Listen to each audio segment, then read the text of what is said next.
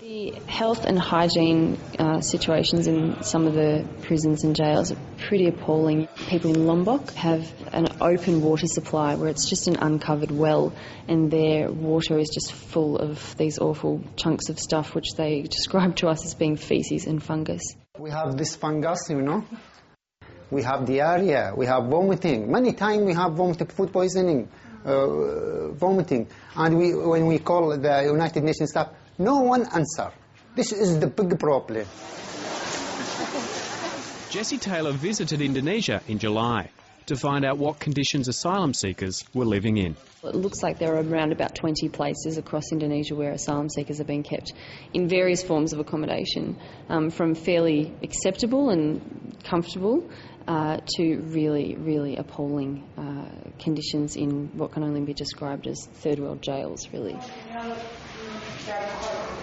She was particularly disturbed by the ongoing detention of children.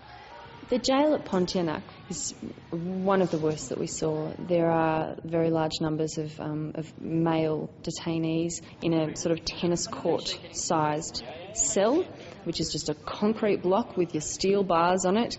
And, you know, a lot of the faces looking out at us from behind those bars were 14, 13-year-old boys. One asylum seeker Jessie Taylor met had been stuck in Indonesia for 9 years. Every week I ring the UNHCR to see what's happening. Every time they tell me to wait, I ask them how long. 1 month, 2 months? I've already been here for 9 years. Federal Minister Anthony Albanese told Lateline Australia can't take responsibility for asylum seekers detained in Indonesia. Australia has responsibility for Australian law and what occurs within Australia. We cannot, with due respect, take responsibility for everything that happens offshore in other countries. The most obvious thing that makes it Australia's responsibility is the fact that we are paying for it. The other thing is that there are so many people who are in Indonesia at the moment who have families here. I'll never forget being at the Pontianak jail and looking through those bars at those faces and asking how many of you have relatives in Australia, and seeing all the hands go up. Some of those people who have relatives stuck in Indonesia have come to this meeting at Dandenong City Hall to find out if there's any way they can lobby the Australian government to get their relatives into this country. Right now, there are 2,107 people in Indonesia registered with the UNHCR. It's a very small number, a very small number. Samaya Rezai is a medical science student from Perth. She's flown to Melbourne for this meeting to see what she can do to get her sister out of Indonesia and into Australia. She has been in jail with her family, her husband and her 2 kids.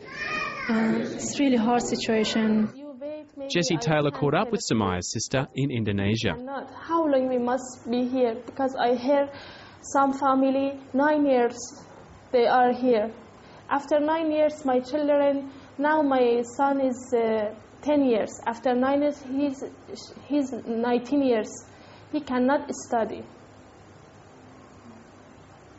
How long we must be here? Pao and Rezai's mother, 2 sisters and 3 brothers are already settled as refugees in Australia.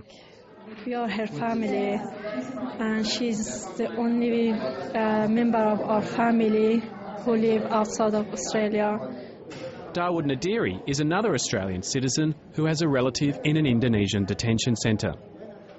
He assumed his brother, Halikdad, was dead after he'd been kidnapped by the Taliban 10 years ago. He only realised he was alive after he saw footage of him on the ABC. Dawood runs his own tiling business in Dandenong. He says he's got a job and accommodation lined up for his brother. It's my dream day to come to see each other after 8, 9 years. You know, it's for a long time. I missed him. You know, I thought maybe the Taliban they killed them, but now we're feeling very lucky. Still, he is alive. Their processing takes such a long time. Meanwhile, Jessie Taylor wants to turn the footage she's captured in Indonesia into a documentary and try and convince the government there are alternatives to the current situation. In order to stop the boats, the Rudd government just has to do a couple of quite simple things, and they are to ensure that there's a well-run, well-managed processing procedure in Indonesia, probably through bolstering the UNHCR, because they're quite well placed to do that if they were more resourced. And secondly, to increase our resettlement intake slightly to accommodate these people.